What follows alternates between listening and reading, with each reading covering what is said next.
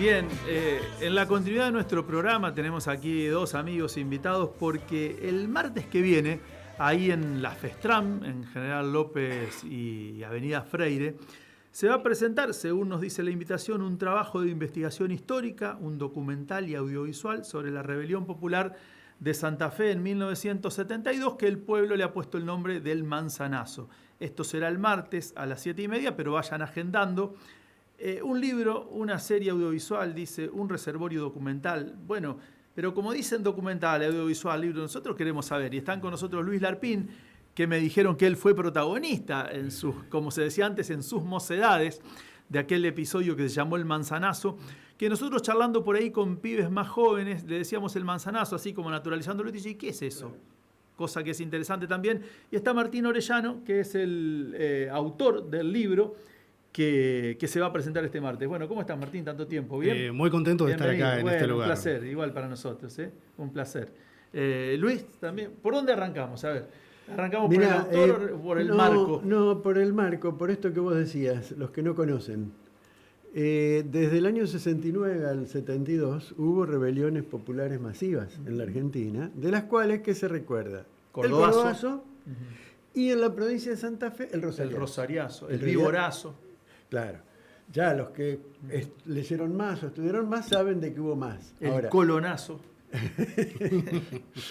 Que hace rato que no aparece. Se está preparando.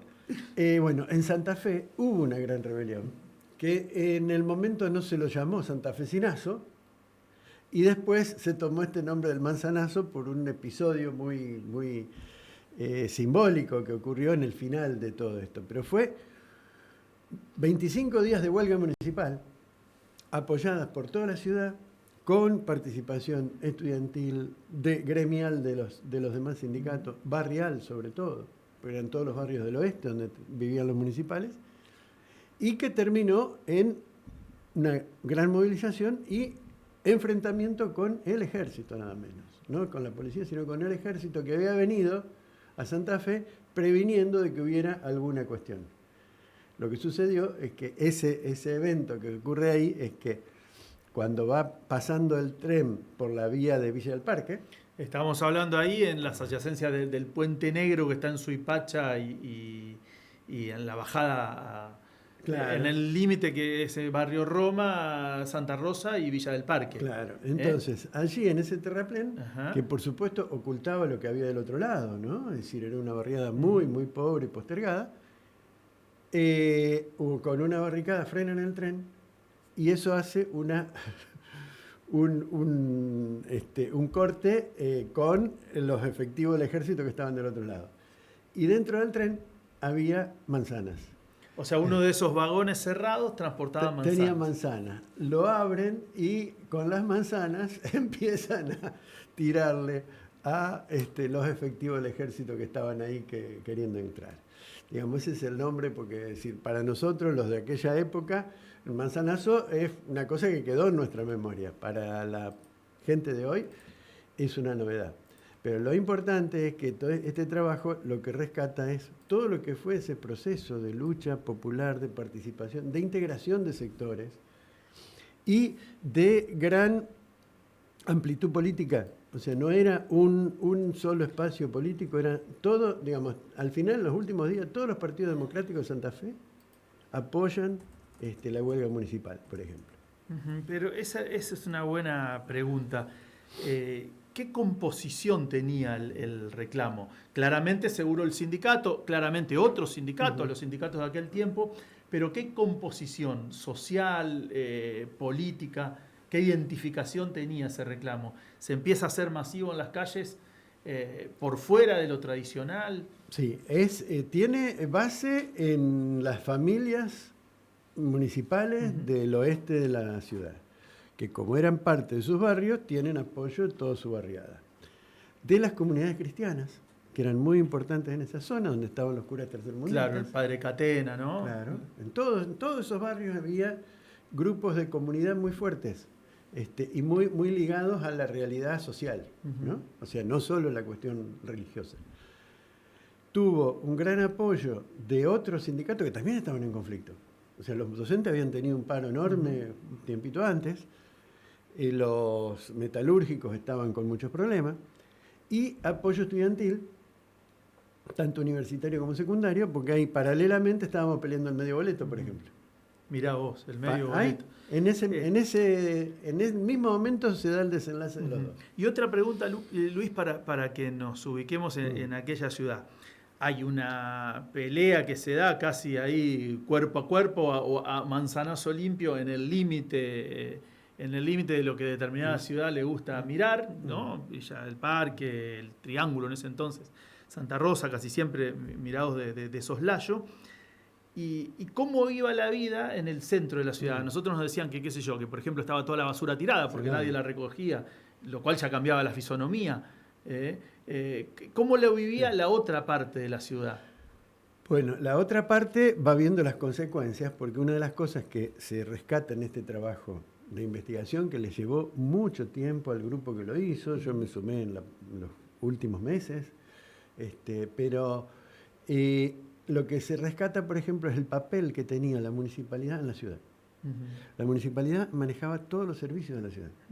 La recolección de residuos. Por ejemplo, la recolección de residuos. Pero además tenía el matadero, estaban los mercados. Qué sé yo, me acuerdo la perrera. La perrera. Mirá qué tontería te digo. Pero era todo el sector oeste que estaba convocado con una participación muy activa de los trabajadores. La vida de ese entonces, en la década de los 70, tenía una participación del Estado mucho más fuerte de la que nosotros conocimos llegado a los 90. Hay que hablar que en 20 años hubo un destrozo enorme. La tercerización no tenía tanto lugar. No. Bueno, Martín, y ya que te enganchaste, a ver, ¿qué fue lo que hiciste vos? ¿Qué vertiste en tu trabajo? ¿O cómo fue alumbrando el laburo?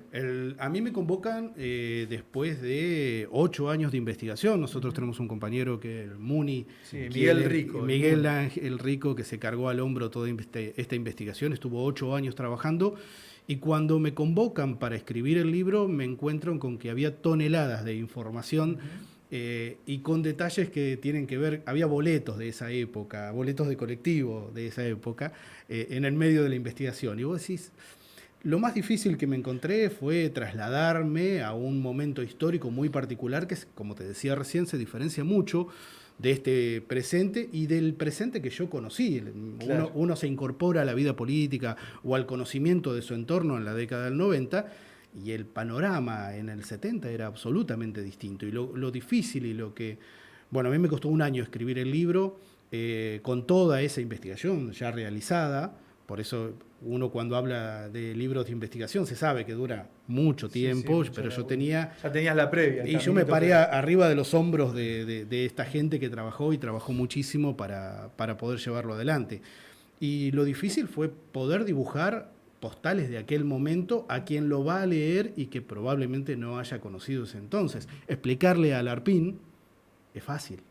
Ahora, explicarle a quien tiene 20 años cómo era el mundo en la década, a fines de los 60, principios de los 70, también fue un trabajo complejo porque requería un desafío muy grande. ¿Y con qué nos vamos a encontrar? Te vas a encontrar con un libro... Spoileame, el final ya está cantado. El manzanazo termina generando una revuelta, pero nos encontramos con un relevamiento muy grande de testimonios orales y que en muchas ocasiones rozan entre lo que recuerda la gente que pasó y lo que otros dicen que pasó. Algunos dicen que el manzanazo nunca existió. Algunos dicen que el manzanazo fue un acto de pillaje de los barrios bajos y que cuando la policía fue a reprimirlo se arrojaron manzanas. Eso no era una revuelta popular, podrán decirte también algunos estudiosos académicos. Nosotros creemos que si bien el manzanazo no existió como tal, porque es algo que rebatimos en el libro, también creemos que lo hizo la sociedad después de haber sucedido, cuando se tomó conciencia de lo que se había generado dentro de la ciudad después de 20 y pico de días de paro municipal y de una lucha que congregó, como te decía Larpín, a los estudiantes organizados, a las escuelas secundarias, pibitos que salían a patear bolsitas para que sea peor la falta de... Que se note que estábamos se llevó puesto un intendente en la ciudad. Después, cuando el tiempo fue pasando, el manzanazo fue cobrando vida. No es algo que... En Ocampazo fue claro, contundente, una sociedad enfrentada a la policía que no se animaba a reprimir porque estaban cantando el himno nacional. Esas cosas de lo Campazo, Borsotti nos dio un material hermoso Claro, para trabajar, y nosotros en el libro... Porque ahí también había un cura importante. Sí, Jacuzzi.